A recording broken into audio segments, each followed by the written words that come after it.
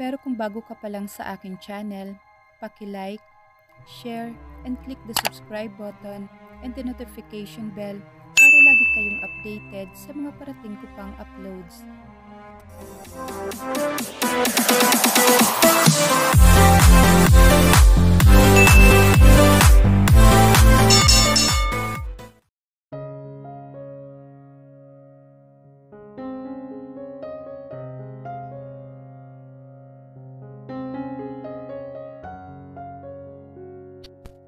The longer you hide your feelings for someone, the harder you fall for that individual. Now, I don't want to pretend that I don't love him. I can control my feelings when he's around. My anger vanished because love never fails. Bigla akong naguluhan ng dahil sa sinabi ni Glenda. Napansin ko rin ang biglang pagtahimik ng bawat paligid. Nandito pa rin ako sa gitna ng stage at naguguluhan. Wala akong kahit na anong makita dahil sobrang dilim talaga ng paligid. Napapikit na lang ako nang biglang umilaw mula sa likod ko dahilan para mapalingon ako.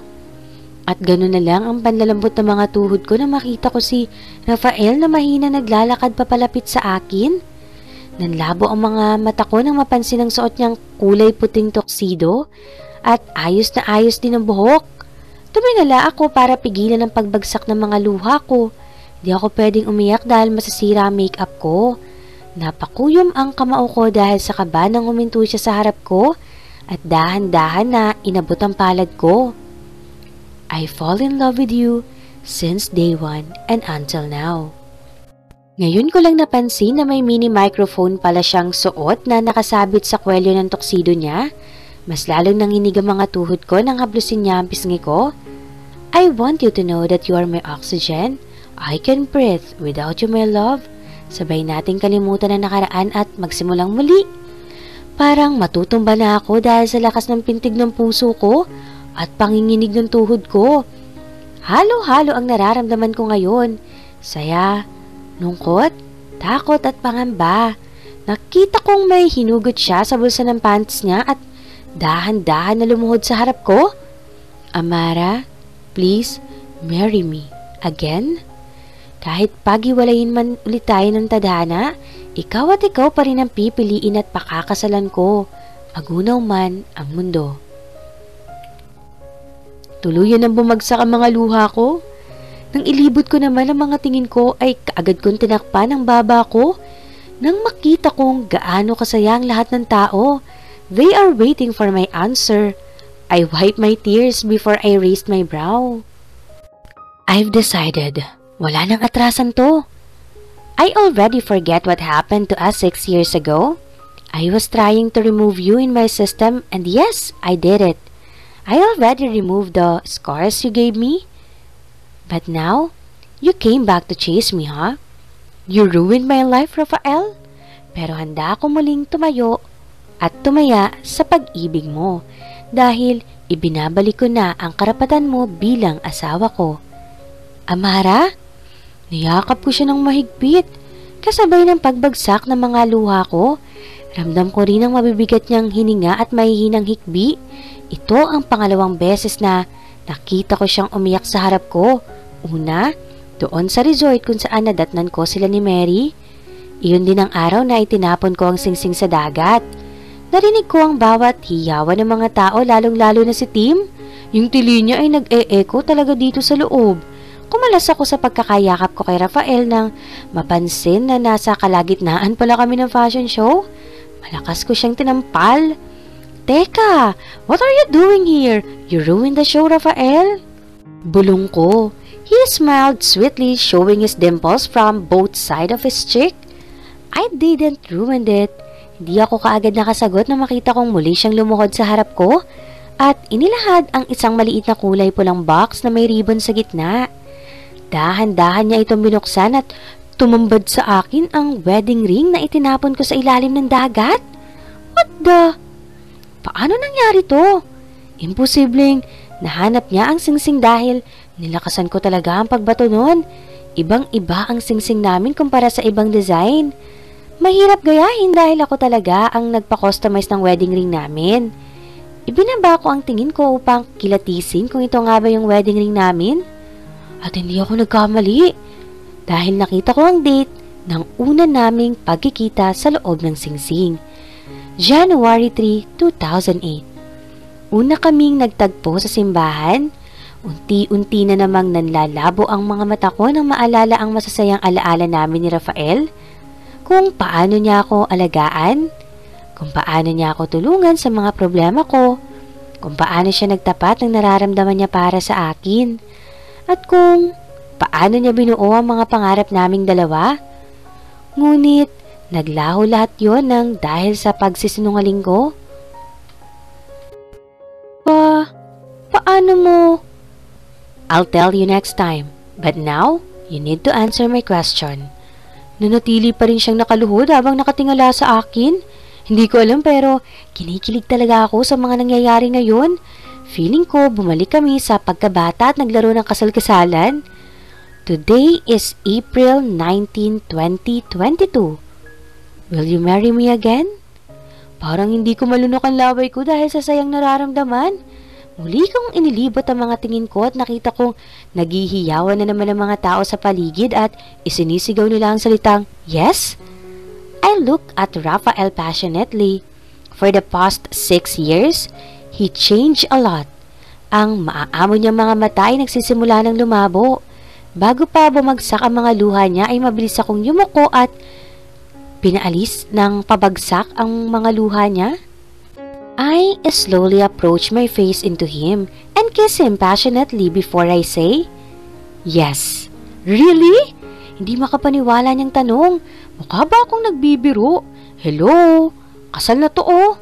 At muli akong ikakasal sa asawa ko. Ipinaglayo man kami ng tadhana. Malakas na unos man ang dumating sa buhay namin. Pero sa huli, pipiliin ko pa rin ang asawa ko. Hindi dahil nangako ako sa harap ng altar, kundi dahil mahal ko siya. Agad siyang tumayo at dahan-dahang sinuot sa akin ang wedding ring namin. Hinalikan niya ang kamay ko at mahigpit na niyakap. Lilibutin natin ang buong Paris, mahal ko. Travel with your loved ones are fun. Escape the real world full of pain, sufferings, and condemnatory circuit. This is unexpected because I didn't think that Rafael will follow me here even if he has a significant break in his company. Once we go back, pupunta ka agad tayo sa pamilya mo. I turned my head into him. Nandito kami ngayon sa may Montmartre, dito malapit sa Sacré-Cœur. Nakaupo sa malawak na Bermuda grass habang kumakain ng sauce, cheddar and cream, classic jambon, beer sandwich, at Monsieur tacos na binili namin kanina papunta dito. Sobrang ganda ng tanawin dahil kitang-kita mo ang buong Paris dahil nga medyo may kataasan ang Sacré-Cœur. Hindi masyado mainit kaya preskong-presko akong nakahiga dito ngayon sa puting tela na dala ni Rafael. Maraming tao ang tumatambay dito. Merong family bonding, friends bonding, and relationship bonding. Natatakot ako, I suddenly said. Humiga siya sa tabi ko at umusog pa ako ng kaunti para magkasya kami. Sa laki mo naman ni Rafael, medyo lumalagpas ako sa tela. Why you're scared that they will down you again? That they will tell you violent words? I slowly nodded habang nasa kalagitnaan ng tingin. He took my hand and he slowly kissed the back of my palm. Don't be scared. I'm with you. Haharapin natin sila na magkasama. Dahan-dahan akong humarap sa kanya at ganun din ang ginawa niya. Hinaplos ko ng marahan ang pisngi niya habang nakangiti. Hindi ko inakala na mangyayari ito. Kung dati, palagi niya akong sinasaktan at parang baliwala lang ako sa kanya. Pero ngayon, pinaparamdam niya sa akin na hindi ako nag-iisa, na sasamahan niya ako sa dilim. Inabot kami ng 3 oras sa Sacré-Cœur. Napagpasyahan naman namin na libutin ang Montmartre at para bumili na rin ng mga pasalubong para sa pamilya at kaibigan namin. Habang naglalakad kami ay nginingiti-ngitian kami ng mga taong nakakasalubong namin. Masayahin ang mga tao dito sa Paris dahil ilang beses na rin naman akong nakapunta dito tuwing may fashion show I grabbed Raphael's hand before I turned to him. Dala-dala niya ang mga paper bag na naglalaman ng mga souvenirs para akong matutunaw sa kapugian ng asawa ko. He's wearing a green plain shirt and cargo shorts na color white and partnered with white shoes. He's wearing a shades din habang ang buhok niyang bagong gupit ay ayos na ayos pa. While me, I am wearing a backless overlap dress na hanggang legs. Habang ang buhok ko namang hanggang balikat ay hinayaan kong nakalugay. Ay, ang gwapo mo. Matalim lang niya akong tinitigan pero nginisiyan ko lang siya. Don't fool me. I don't like your dress. Bumaba naman ang tingin ko sa suot kong dress. This is beautiful, Tuval. Give it to me. Bago sila umuwi kagabi, si Tim maraming pupuntahang mahalagang events. Habang si Glenda naman ay kailangan magpahinga dahil buntis. Kaya nauna na lang sila umuwi habang nagpaiwan naman ako dito dahil nga gusto akong masolo ni Rafael. Why? Is it ugly? He's shocked. No, too revealing? I smiled secretly. Hinigpitan ko ang kapit ko sa kamay niya at muli siyang nilingon. Halika, may pupuntahan tayo. Hindi ko na hinintay na magsalita siya at kaagad na siyang hinila. Paris is a beautiful city. Most of people know it for its historical sites and landmarks. But for me, the most fascinating is the living city and especially its art scenes. Local musicians, performers, painters are the ones who makes the place one of the most vibrant in the entire world. Huminto kami sa isang street painter na abala ngayon sa pag-aayos ng mga gamit niya. Siguro ay kakarating lang niya dahil hindi pa niya nabubuksan ang maliit niyang maleta. Sa pagkakaalam ko ay puno ng mga kagamitan niya. Rafael, marunong ka ba mag-French? Mahinang bulong ko kay Rafael. Just a little bit. Ikaw, always active ka sa fashion show dito sa Paris. So I expected that you know how to speak their language. Show it to me, honey. Tama siya, active ako sa fashion show dito sa Paris. Pero hindi talaga ako marunong magsalita ng French. Mostly ginagamit ko ay English dahil naiintindihan naman ng iba. Bonjour. Bati ko sa matanda na kaagad namang lumingon sa akin. Nakangiti na siya ngayon habang pinupunasan ng mga iba't ibang klase ng lapis. Hindi ko sure kung lapis nga ba. Bonjour. He put his index finger on his lips and laughed a bit. Just sit down. Nagkatingin na naman kami ni Rafael bago umupo. Siguro ay alam na niya na magpapapaint kami kaya hindi na siya nagsalita pa.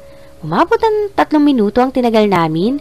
Medyo nangalay din ang mga paa at bewang ko kakaupo.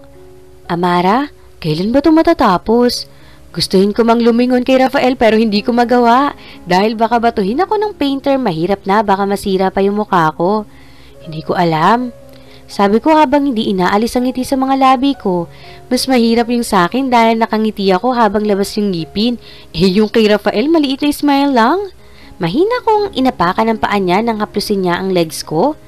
Narinig ko naman ang munting ungol niya dahil sa ginawa ko. Ano bang ginagawa mo? Alisin mo yung kamay mo o aapakan kita ulit. I'm hungry. Konting tiis na lang, Rafael. I want to eat you. Nabilaukan ako sa sarili kong laway dahil sa narinig. Napansin ko pang tinignan ako ng painter kaya umayos ako ng upo. Hindi ko nalang pinansin muli si Rafael dahil may oras din siya sa akin. Mamaya pag natapos kami dito. Already done. Sabay kaming tumayo ni Rafael nang iabot sa amin ng painter ang isang malinis na papel. Napangiti ako na makita ang parehong mukha namin ni Rafael. Very beautiful. Nakakabilib si Manong painter. Wow! Very beautiful. Thank you very much. Inabot ni Rafael ang pera sa painter. May pinag-usapan pa silang hindi ko maintindihan. French language ang gamit nila. Wow, nagkakaintindihan sila? Samantalang ako kailangan ko pang tumingin sa libro para makipag-usap sa mga tao dito. Anong pinag-usapan nyo? Tanong ko habang naglalakad kami pabalik sa hotel. Malapit lang dito ang hotel sa binok ni Rafael kaya pwedeng lakarin. It's none of your business. I look at him sharply. It's none of your business pala ha. Break na tayo. Iniwan ko siyang tulala habang daladala ang mga pinamili namin. Nauna ako naglakad at napansin kong sinusubukan niya akong habulin pero mas binilisan ko ang lakad ko. Amara, we're not teenagers anymore. I raised my middle finger when I turned to him. Teenagers mo mukha mo. Amara, nagpatuloy ako sa paglalakad hanggang sa makarating kami sa hotel. Hindi ko siya kinausap maghapon dahil trip ko lang. At nang sumapit naman ng gabi ay hindi sana ako kakain ng kulitin niya ako. Kaya ayun, napapayag niya ako. Let's sleep. Marami pa tayong pupuntahan bukas. Yes, kaya matulog na tayo. Humiga ako sa kama habang siya ay nakatayo pa rin sa harap ko. Nagtago ako sa ilalim ng kumot at napangiti. Kinikilig ako dahil magtatabi kami ngayong gabi. Dati kasi ay hindi umuwi si Rafael kaya hindi talaga kami nagtatabi. Minsan naman ay sa sofa siya natutulog nun. Pero ngayon, siya na mismo ang gumagawa ng paraan para palagi kami magkalapit. I hope it will last forever. Kinabukasan ay maaga kaming nagising para muling maglibot sa Paris. Today, I am wearing a white backless dress with silver heels, while si Rafael naman ay naka-white plain shirt with brown casual trouser with white shoes. Oh hell! Why he looks hot for today's ganap? Super simple lang ng suot niya, pero bakit nagiinit ako? Feeling ko, nangangamatis na ngayon ang mga pisngi ko. First, we ate at macarons from Ladurée at Versailles. We also visit Notre Dame, had a wonderful lunch at Vesuvius, in Les Champs-Élysées, drove around the Arc de Triomphe.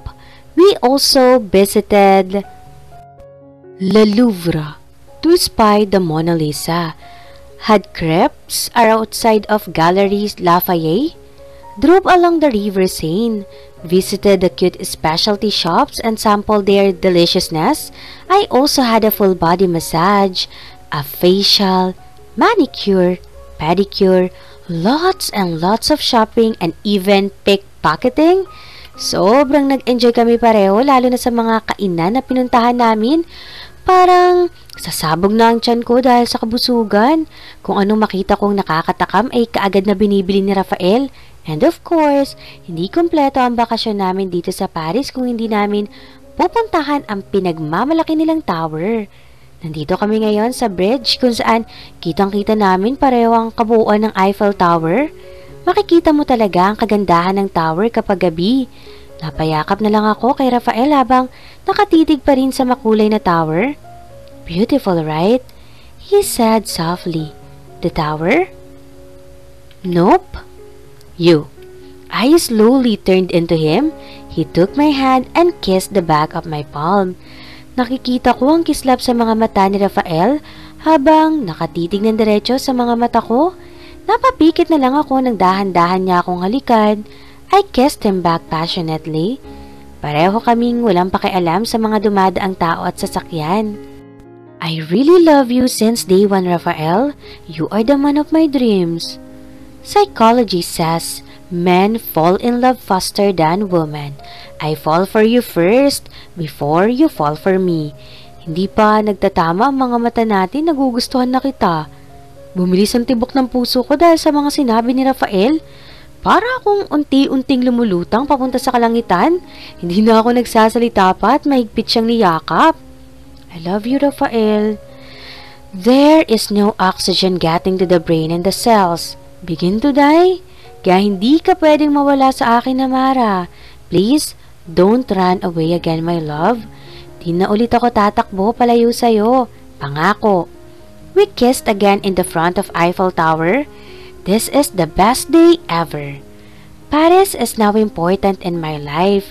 Marami ang nangyari sa amin ni Rafael sa bansang to na sobrang napaka-memorable at dadalhin ko hanggang sa magtanda kami pareho. Traveling, it leaves you speechless, then turns you into a wonderful storyteller.